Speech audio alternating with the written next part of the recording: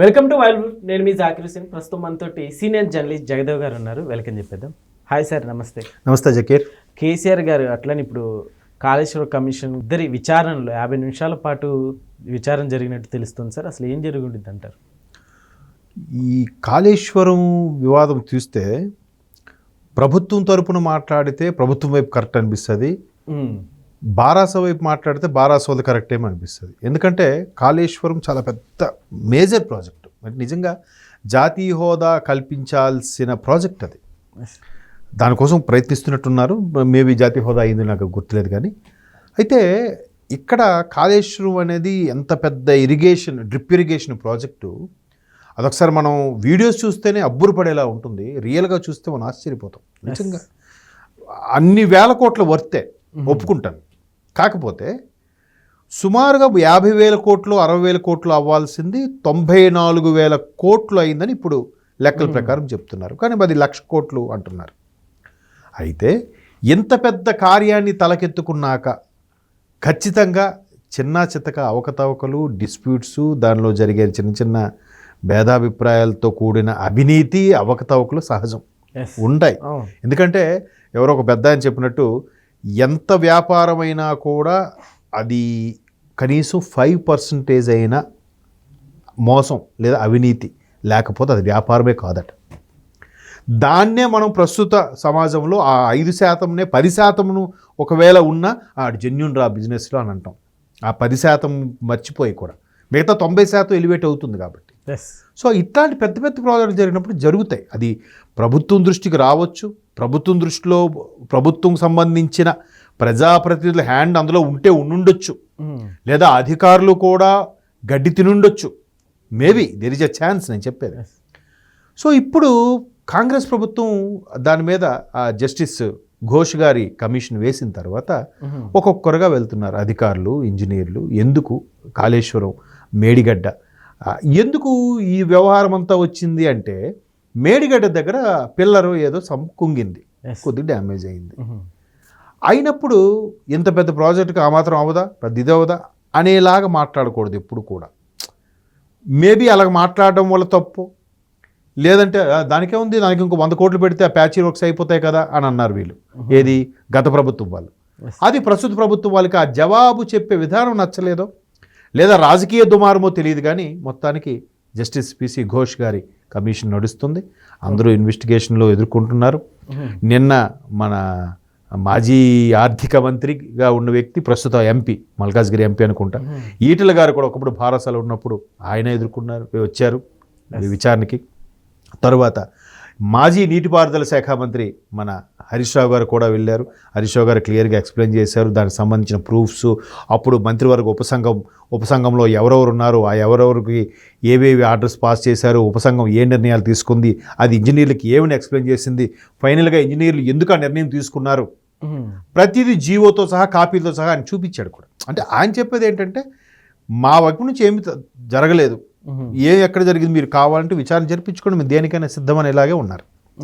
అయితే ఇది 2014 ముందు ఉమ్మడి ఆంధ్రప్రదేశ్గా ఉన్నప్పుడు ఉమ్మడి ఆంధ్రప్రదేశ్ కూడా కాంగ్రెస్ ప్రభుత్వం పరిపాలించింది. కేంద్రంలో కూడా యూపీఏ ప్రభుత్వం, కాంగ్రెస్ ప్రభుత్వం ఉంది.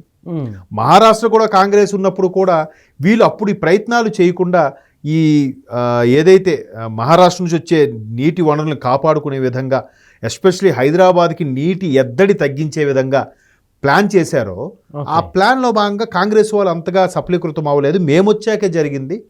ఇప్పుడు ఆదిలాబాద్లో అది ఏంటది హరీష్ రావు గారు చెప్పారు నేను ప్రెస్ మీట్లో కూడా, అక్కడ మోతిహడ్డే ఏదో అక్కడ పెట్టాల్సిన దీన్ని వాళ్ళు మహారాష్ట్ర వాళ్ళు యాక్సెప్ట్ చేయకపోవడం, సుమారుగా 148 మీటర్ల ఎత్తుకి డ్రిప్ అవ్వడం అనేది కష్టతరమైన సాధ్యం, ఇంకేదో రకరకాల రీజన్స్తో అది మేడిగడ్డకి మార్చడం జరిగింది.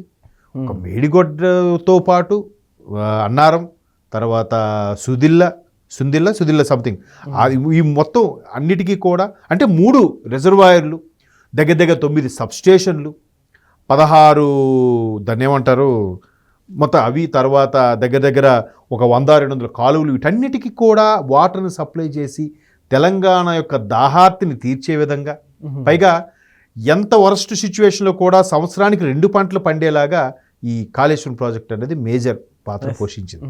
అయితే ఇక్కడ కూడా అవకతవకలు జరిగితే జరుగుండొచ్చు. ఇప్పుడు ఫర్ ఎగ్జాంపుల్ ఒక ఇల్లు ఉంది, మనం ఇల్లు కట్టాలో అనుకున్నాం అనుకోండి, 20 లక్షలు అనుకోని ఇల్లు కట్టడానికి దిగితే నేను స్థలం ప్లేస్ ఖాళీ జాగా ప్లేస్ చెప్పట్లేదు, ఓన్లీ ఇల్లు కట్టడానికి ఒక 20 లక్షలు అనుకుని దిగితే అది 30 లక్షలు అవుతుంది. ఎందుకు? వుడ్ వర్క్ అని, ఫినిషింగ్ వర్క్ అని, ఆవని, ప్లాస్టింగ్ అని ఏవో అయిపోతాయి. ఇప్పుడు ఇది కూడా 50-60 వేల కోట్లు అనుకున్నది 94 వేల కోట్లకి వెళ్ళింది. ఇంకా ఎక్కువ జరిగితే జరుగుండొచ్చు. ఇప్పుడు ఇంజనీర్స్ మీటింగ్ పెట్టుకుని మాట్లాడుకుంటారు, మరి దానికి అయ్యే ఖర్చులు, ఛాయ్, బిస్కెట్, మెయింటెనెన్స్, వాళ్ళు పెట్రోల్ అవన్నీ తిరుగుతారుగా, ఇవన్నీ ఖర్చులు అవుతుంటాయిగా. ఎందుకయ్యా అంటే ఏం చెప్తాం? కాకపోతే మేడిగడ్డ కుంగింది, అది మా తప్పేముంది అనేలాగా మాట్లాడకూడదు. అంటే వీళ్ళు మాట్లాడారని అనట్లేదు, వీళ్ళకి వచ్చే జవాబు చెప్పే విధానం కూడా మారడం, లేదా కాంగ్రెస్ వాళ్ళు కూడా ఇది ఎంత పెద్ద చేసి ఇది ఎట్లా చేసేసారంటే ఎంతో బాగుండేది, ఇంకా బాగా చేస్తే బాగుండేది కదా, అవకతవక జరిగినప్పుడు ప్రభుత్వం దాన్ని పట్టించుకోవాలి కదా అనేది కాంగ్రెస్ వాళ్ళ అభిప్రాయం.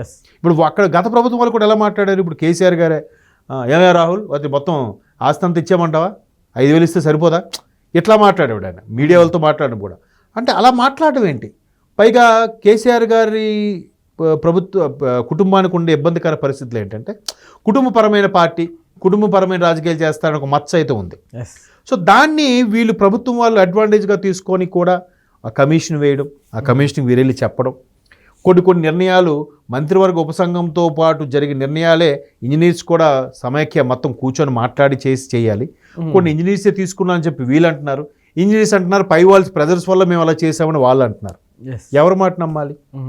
పైగా నేను హరీష్ రావు గారి మీటింగ్లో కూడా ఏం చెప్తున్నారు, సిడబ్ల్యూసి ఏదైతే సెంట్రల్ వాటర్ కమిషన్ ఉందో వాళ్ళు ఇచ్చే దాని ప్రకారం, తర్వాత రెప్కోనో రెస్పో ఏదో సంథింగ్ ఉంటుంది ఒక కమిటీ, ఆ కమిటీ ఇచ్చిన సర్వే ద్వారా గాను మేము మొత్తం మేడిగడ్డ అంతా నిర్మించాము, ఈ అందరికీ కూడా ఈ వాటర్ యూజ్ అవుతుంది, అది చూడండి, అనవసరంగా రాజకీయ రాద్ధాంతం చేయొద్దు అనేది గత ప్రభుత్వం యొక్క ఉద్దేశం.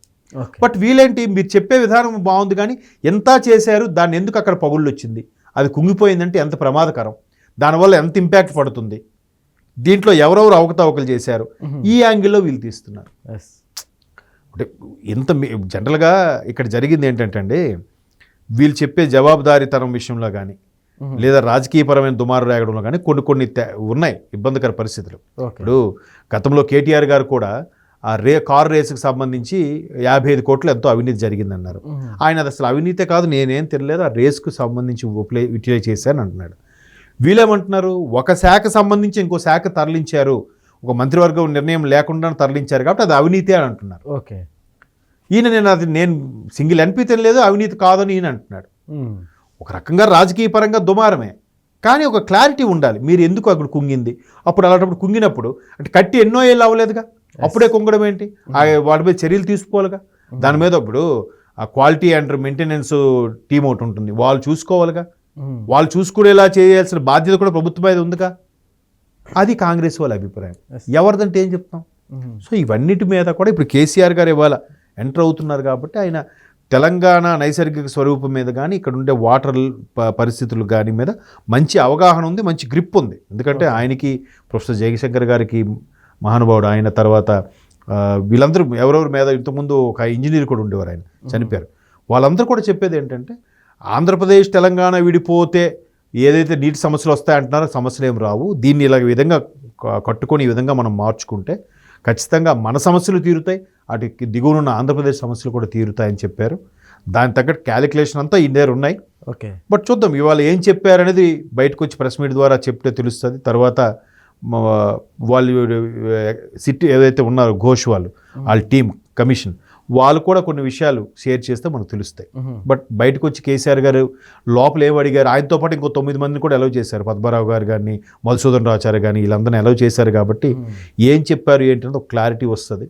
చూద్దాం, కేసీఆర్ కూడా మహామేధావి కాబట్టి ఈ కాళేశ్వరం విషయంలో అవకతవకలు జరిగాయని చెప్తారా, లేదంటే దానికి సంబంధించి ఇంకేమైనా ఇట్లా అయ్యాయి కాబట్టి ఆ పరిస్థితి అలాగ వచ్చాయని చెప్తారో చూడాలి. Okay, okay sir, thank you.